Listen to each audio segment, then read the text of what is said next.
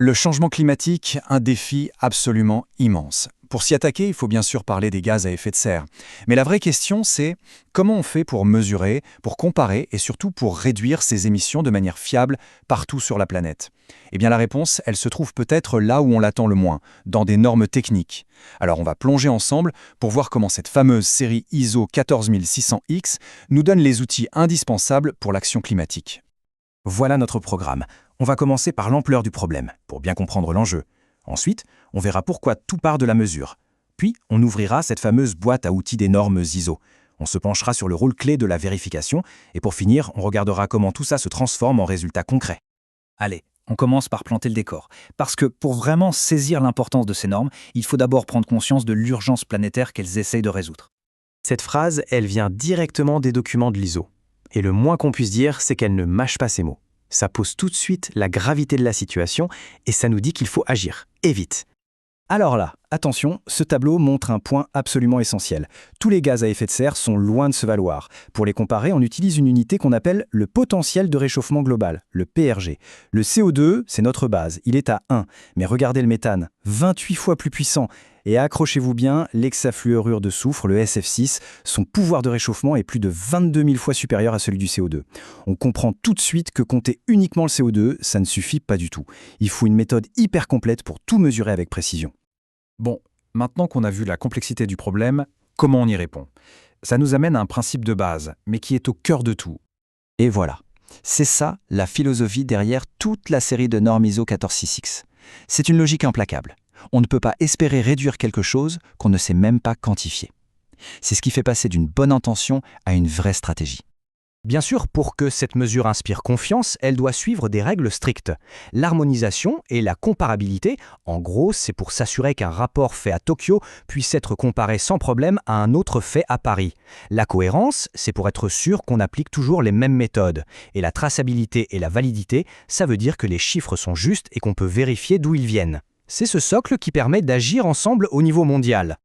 Allez, passons aux outils concrets. La série ISO 14006. Il faut vraiment la voir comme une boîte à outils, avec un instrument spécifique pour chaque besoin, pour l'entreprise entière, pour un projet précis, et même pour un seul produit. Alors la norme ISO 14064-1, c'est un peu le grand livre de compte carbone d'une organisation.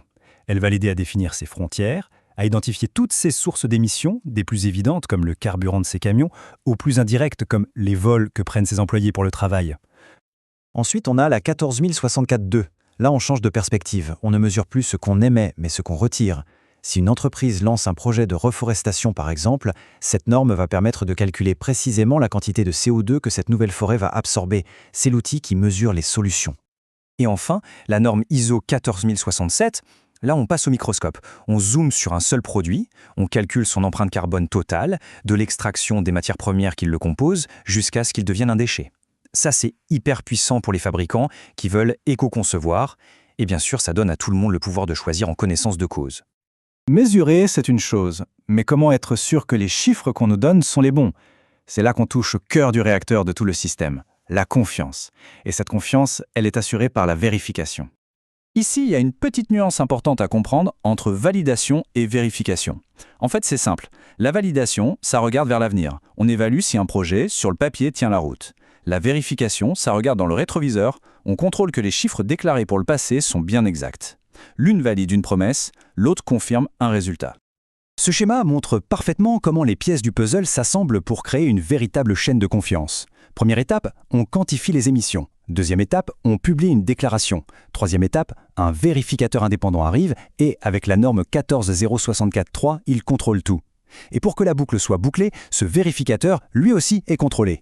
Sa compétence et son impartialité sont encadrées par d'autres normes, les 14065 et 14066. Le système est totalement verrouillé. Bon, assez de théorie. La question maintenant, c'est est-ce que ça fonctionne tout ça dans la vraie vie? Voyons comment ces normes se traduisent en résultats concrets. Prenons un premier exemple, au Canada. En 2014, un projet a été lancé pour transformer 112 hectares de terres agricoles abandonnées en une nouvelle forêt. L'objectif était double, aider la biodiversité et bien sûr, capter du CO2. Et voici le résultat concret, validé et certifié. Ce chiffre est impressionnant. 56 000 tonnes de CO2 qui seront absorbées grâce à ce projet. Ce n'est pas juste une estimation, c'est un chiffre audité par des experts indépendants en utilisant la norme ISO 14064-3. C'est la preuve que ça marche. Maintenant, on change complètement d'échelle.